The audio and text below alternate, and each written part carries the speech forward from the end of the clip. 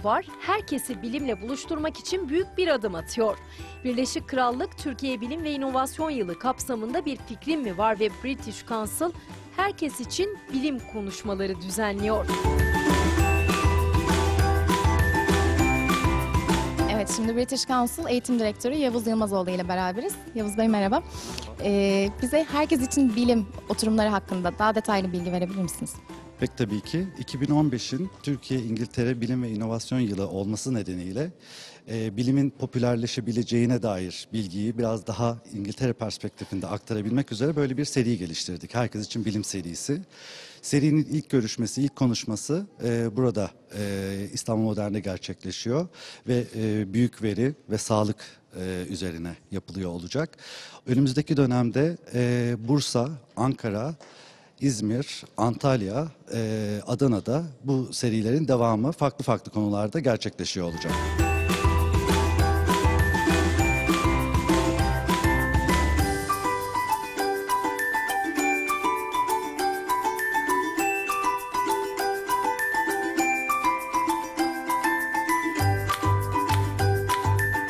Bilimsel tartışma ve araştırmalara herkesin katılımını sağlamaya çalışan British Council, Bir Fikrin mi varla güçlerini birleştirip herkesin katılabileceği dikkat çeken programlar düzenliyor.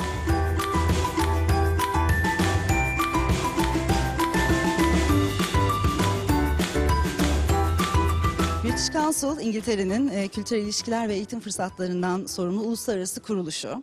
75 yıldır Türkiye'de faaliyetteyiz ve bu sene 75. yılımızı kutlayacağız. İngiltere'nin önemli kültürel varlıkları olan İngilizce eğitim ve sanat yoluyla iki ülke arası kültürel diyaloğu arttırmak ve kültürel ilişkileri zenginleştirme amacıyla Türkiye'de bulunuyoruz.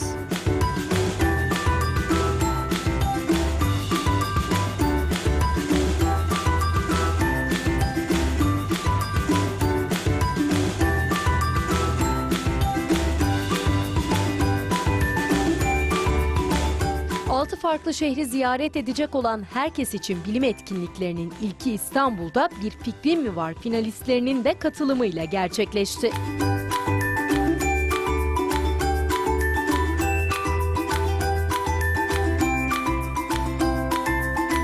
Bir Fikrin mi var'ın jüri koltuğundan tanıdığınız yapımcımız Fuat Sami ilk etkinliğin moderatörlüğünü de üstlendi. Herkese merhabalar. Bugün ilkini gerçekleştireceğimiz herkes için bilim konuşmalarına hepimiz hoş bulduk. Hoş geldik.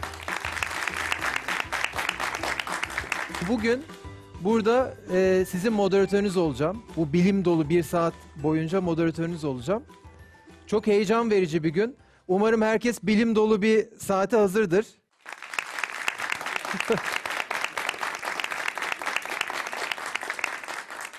O zaman hazırsak hemen başlayalım. Bugün çok özel bir etkinlikler serisinin ilkinde olacağız. Aslında bu yılın çok daha özel bir anlamı var, 2015 yılının. Belki birçoğunuz biliyordur, bilmeyenler de mutlaka araştırsın. Çünkü bu yıl 2015 Türkiye-İngiltere Bilim Yılı ilan edildi.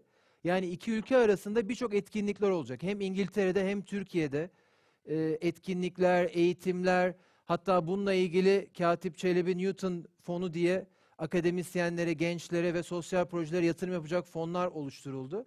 Yani çok heyecan verici bir yıla giriyoruz.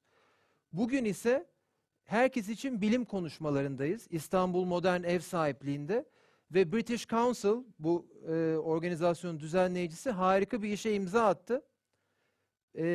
Bu organizasyon aslında 6 defa olacak ve her ay İngiltere'den çok ünlü bir bilim insanı, çok heyecan verici, geleceğin konularından birinin üzerinde çalışacak bir bilim insanını Türkiye'de ağırlıyor olacağız. Bugün de çok özel bir konuğumuz bizlerle olacak ve bu yüzden de bunu Bir Fikrin mi var olarak partneri olmaktan çok büyük mutluluk duyduk. Ve sizlerin dışında ekrandaki izleyicilerimize de bu anları gösteriyor olacağız. Bugünün konusu Health Informatics. Türkçe direkt bir karşılığı var mı tam bilmiyorum ama aslında sağlık, bilgi teknolojileri ve verinin karışımını ve onun aslında bilimini inceleyen bir dal. Bu çok önemli bir dal aslında çünkü geleceğimizi oluşturacak bir şey. biliyorsunuz çok heyecan verici bir dönem. Makineler birbiriyle iletişimde. 4G, 5G konuşuluyor. Giyilebilir teknolojiler konuşuluyor. Saatler, tişörtler, sürekli kalp atışımızı, tansiyonumuzu ölçen cihazlar ve aslında tüm bunlar sağlık sektöründe maliyetleri düşürmek, bizleri çok daha sağlıklı ve düzenli bir yaşama adım attırmak için burada bulunuyor. Ve tüm bu heyecan verici konuların da İngiltere'de çalışmalarını yapan çok ünlü bir bilim insanı bizlerle beraber. Peter, please. So nice to have you in Turkey. Thank you very much. Profesör Doktor Peter Bett konuşmacı olarak katıldığı bu özel oturumun konusu sağlık hizmetleri oldu. So people are increasingly sharing information online about themselves, but they also might be sharing that information about other family members or about the doctors and nurses that are treating them. So somebody might post up about how good Dr. White was at Hospital X and tell them how good they were, or they might be actually critical about them as well.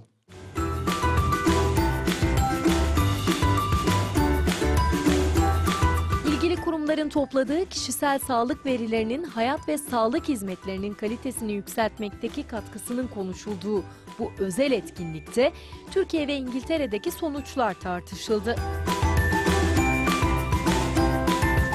Peter, I mean, this is a very exciting topic, Yes. and thank you for your presentation for Pleasure. us.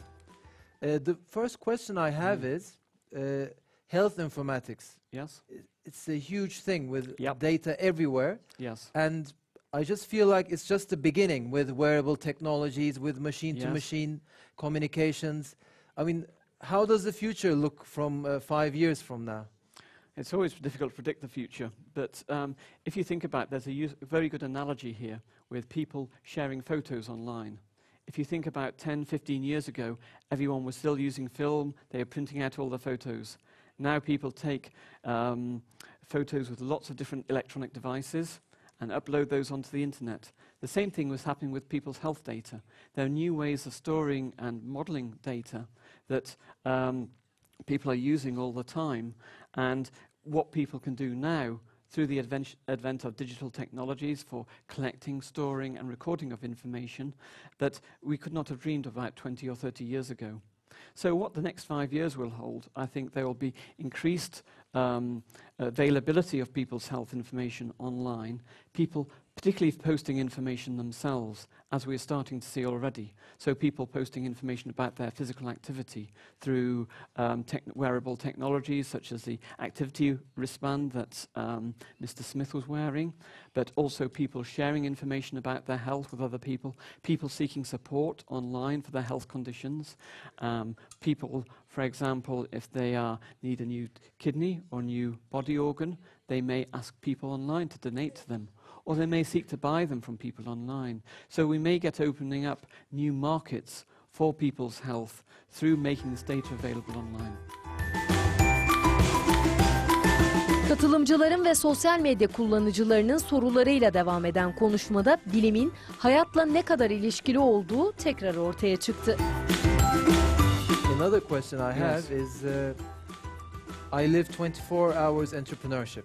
Okay. So I have to ask a question for the entrepreneurs in this room and on watching TV. Yes.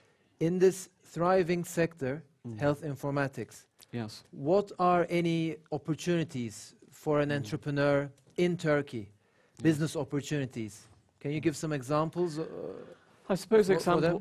examples are where people are fed back information about their performance with different things. So if people input information about their activity on a daily basis or the types of food that they're eating, then that information could be marketed back to the individuals to give them advice about how they might improve their diet or how they might improve their exercise or their overall fitness and health.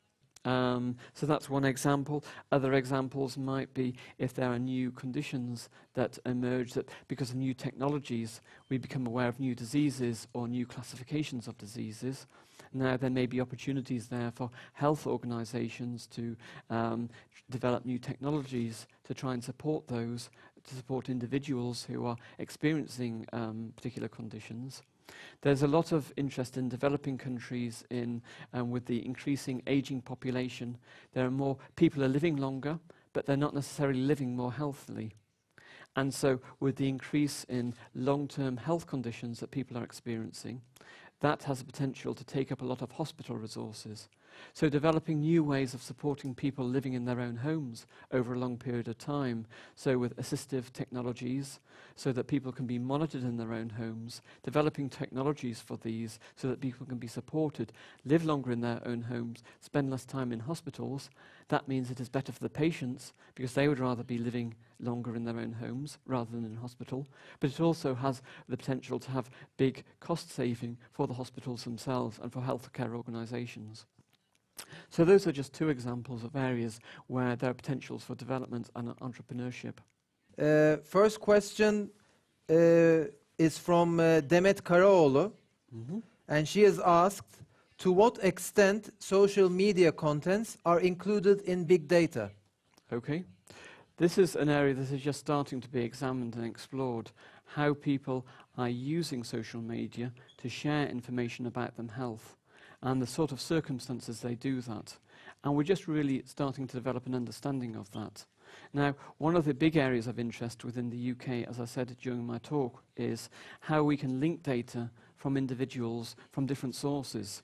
So in the UK we have a system of family doctors or general practitioners. And the records of those may be in a different place to the hospital records for that patient, which may be in a different place to where people post data about themselves using social media. By linking these data together and data from people's treatment, you can build up a longer-term picture of how people are experiencing their disease and how they're recovering from that. And so get a longer-term picture of people's journey through a disease process and the treatment and management that they get.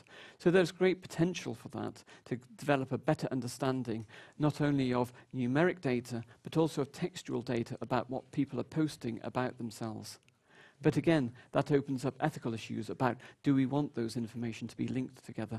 Because that will give us even more, or reveal even more secrets about our behaviours and our habits linked to our healthcare and our use of healthcare services. So actually, for how long in UK or in European Union you have some duration of retention health data, or you just retain data for a purpose? Yep. So for how long? Until the death of a person? Yeah. Or First of all, I must say that I'm not a lawyer. So if there's any lawyers in the audience or watching this on television in the future, then I will say that I'm not a lawyer, and so please do not be offended by any mistakes I make.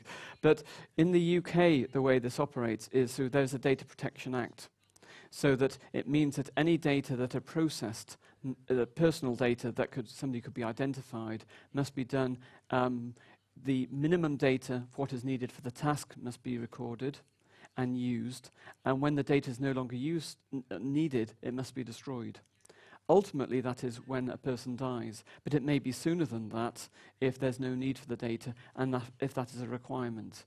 So anyone who retains or keeps and stores personal data about individuals must do that for a limited period for what they needed. But eventually it will probably be when they die that it'll be destroyed at that point. But then it becomes a different issue then, because it's no longer data about a living person. So again, it's not a simple legal issue, but there is quite tight legislation, and we do have a data commissioner's office within the UK, where if somebody is unhappy about data being collected and used about them, they can refer it to the data commissioner and they can investigate it.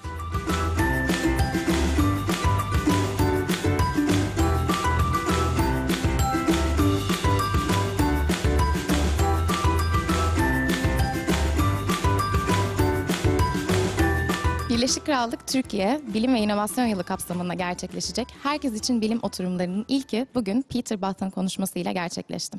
Şimdi yanımda British Council Türkiye Direktörü Margaret Jack var. I would like to ask you, how did this project come alive? How did it born? Well, it was born out of the fact that both the United Kingdom and Turkey see the importance of science, research and innovation as a means for prosperity and growth. So there's a shared agenda between our two countries. And what is your aim with this project? Well, with this particular project, we were looking at how could we introduce and make science attractive, interesting and engaging for the general public in ways which perhaps would be surprising, in ways which would look at quite popular issues that affect our daily lives. British Council is very active in Turkey on the Twitter, on the social media. And what's been fantastic is that we've had over 100 questions coming in to today's talk for our presenter. So there's a real interest and a real appetite out there in the general public. And that's what we want to stimulate. Really excited for the questions. Great, absolutely. Thank you. Thank you. Evet, herkes için bilim konuşmalarının ilkini Peter Butt ile gerçekleştirdik. Şimdi kendisi yanımda. Hello Peter. So how did you find the atmosphere? Very good. It's very interesting to have so many people there from very different backgrounds, such a mixture of people as well. So I really enjoyed it and it was a fascinating experience. Were you expecting this interest in science? That's a good question. I do not come with expectations. I try and sort of come with a very open mind so that I can meet and interact with the people who are there and not worry too much about what my preconceptions about what it should be. And I just come and like to engage with people and talk about these issues that I'm interested in from my professional background, but which I think that they should be interested from their own personal point of view, because these issues are so important. Exactly. I think I can speak for myself that I learned so much from you today. And are you planning on coming to Turkey again? I'd love to come to Turkey again. Yes, it's a fascinating country and a great history. And I think we've learned so much from each other by exchanging ideas. And but also, it's such a beautiful country and so interesting from a historical point of view to come and visit and see lots of interesting places. So yes, I would love to come again. Thank you. We would like to thank you for today. It was an amazing speech, and we'll hope to see you again. Thank you very much.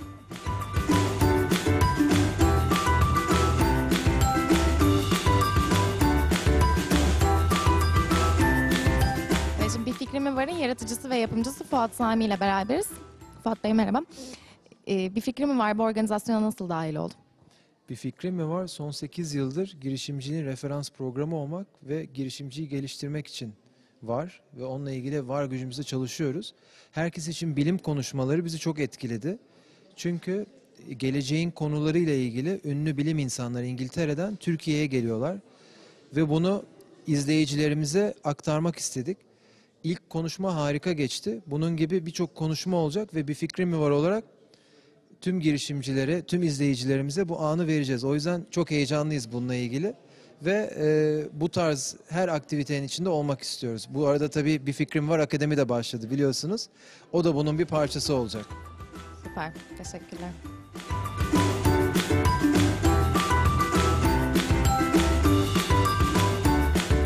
Öncelikle böyle bir organizasyonda olmaktan mutluyum. Ayrıca umarım bilim anlamında büyük kazanımlar elde edeceğiz. Bu çalışmaların ülkemize getirilmesi de gerçekten değerli bizler için. Umarız yeni keşiflere çok ciddi katkı sağlar.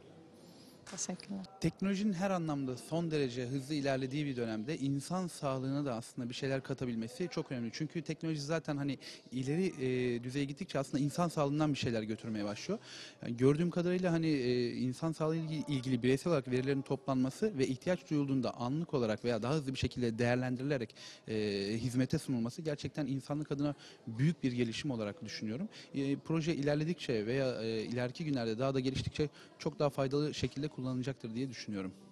Evet Emrah'cığım bu etkinlikten neler umuyorsun? Yani Türkiye adına güzel bir etkinlik olacağını düşünüyorum. Bilim ve teknoloji adına İngiltere ile böyle bir anlaşma yapılması ve böyle bir profesörün gelmesi bizim için büyük bir şans. Evet hatırlarsanız şu an Bir Fikrim mi Var finalistlerinden Ahmet Yiğit'le beraberiz. Kendisi en genç bilim adamlarından ve Bir Fikrim mi Var yarışma tarihinde de en genç yarışmacılarımızdan. Peter, I would like to introduce you to the youngest scientist from our competition. How do you do? Nice to meet you. Thank you. Kendisi bu arada Ahmet Yiğit, bilim adamı. Sen de dinledin. İleride sen de onun gibi olmak ister misin? Benim de öyle bir projem var. Belki bir araya gelirsiniz ileride projelerinizde. Olur. He's saying that he has a lot of projects and he wants to talk to you. Okay, that's very good. Have you any questions? Okay, great. Thank you. Say thank you. Thank you.